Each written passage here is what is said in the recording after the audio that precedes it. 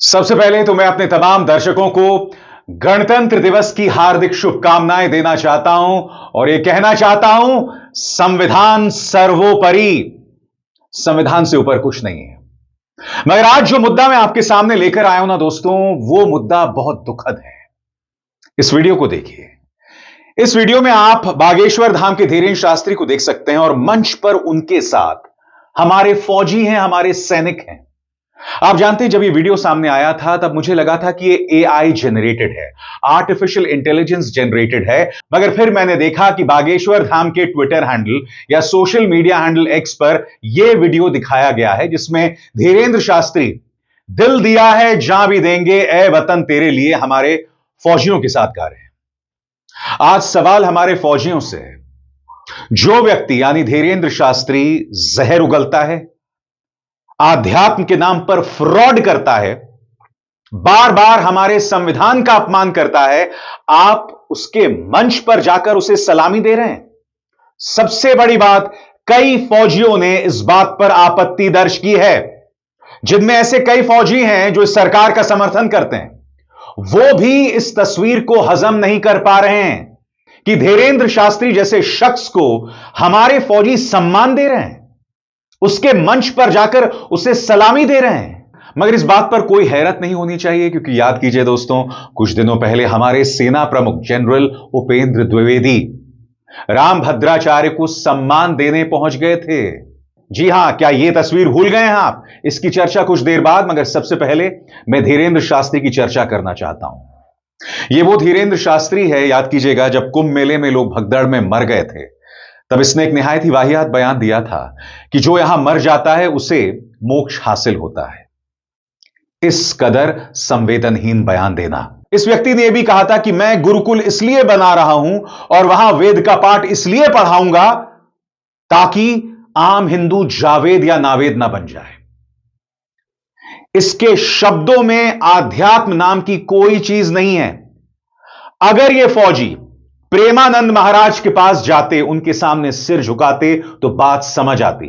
मगर उससे भी ज्यादा आपने वर्दी पहनी हुई है, आपने फौज की वर्दी पहनी हुई है और उस वर्दी में आप इस ऐसे व्यक्ति का सम्मान कर रहे हैं जिसने बार बार संविधान का अपमान किया है, जो जहरीले बयान देता है, जो एक पॉलिटिकल पार्टी का प्रोपेगेंडिस्ट है, और आप कहीं ना कहीं फौज की इस वर्दी का अपमान कर रहे हैं।